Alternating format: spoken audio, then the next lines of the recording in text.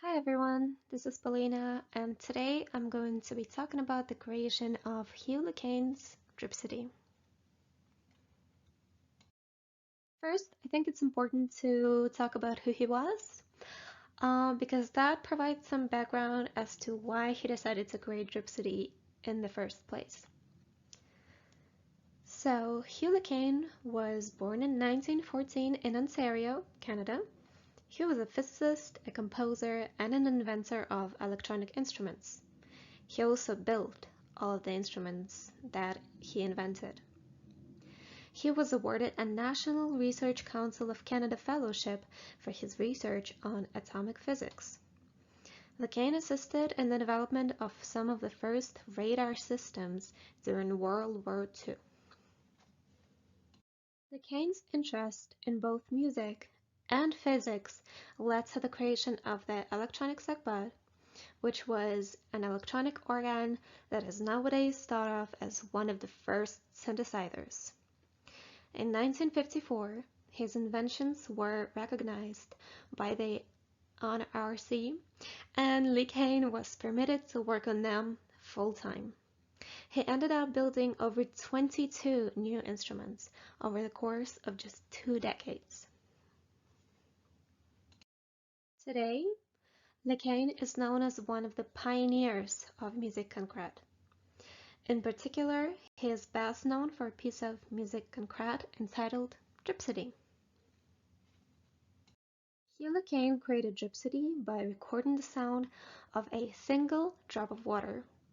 Using a metal wastebasket and an eyedropper, he created a 30-minute long recording. Then he selected one of the drops and began altering it using tape loops.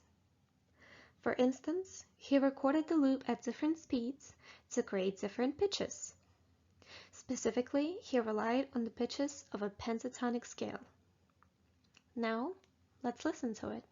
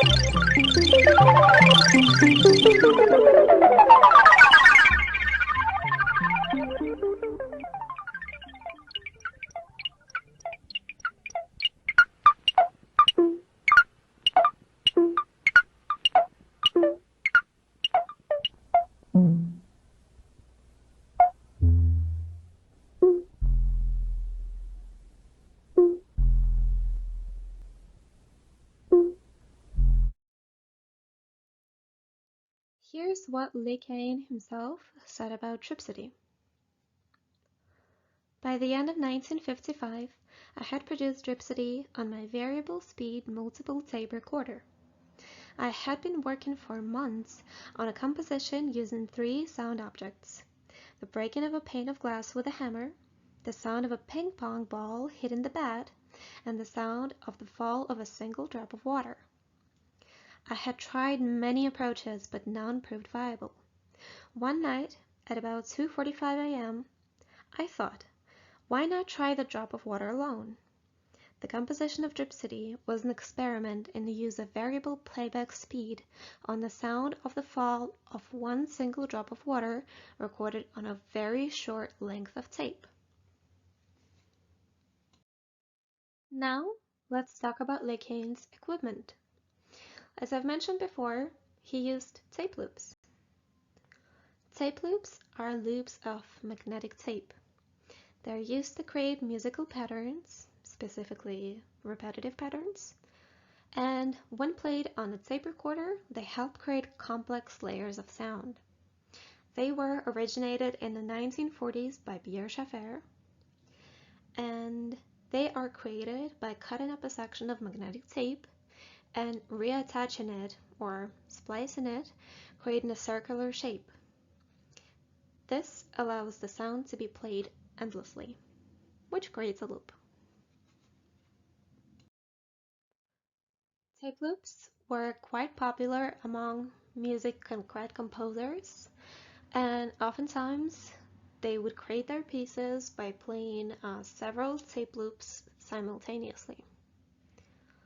To create his Dripsody, Hugh Kane used 25 of them.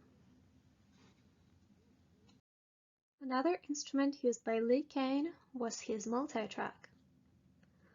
Multitrack, the prototype of which was called Special Purpose Tape Recorder, was invented by Lee Kane in 1955. The invention was inspired by Lee Kane's fascination with radio broadcasts of tape music. He worked comprehensively with tape reverberation and multi-track recording.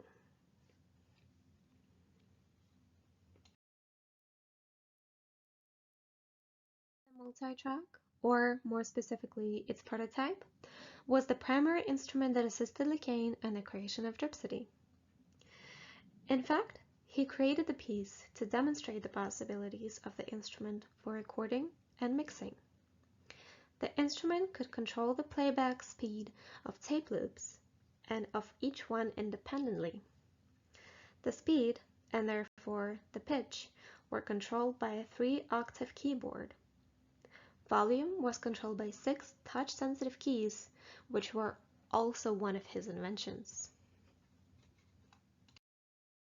Today, Dripsody is recognized as one of the most influential pieces of electronic music, not only for Lee Kane's use of innovational technology, but also for its experimental nature.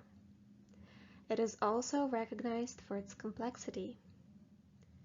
By composing Dripsody, Lee Kane has showcased his skills in engineering and has proved the importance of innovation and experimentation in music. Thank you.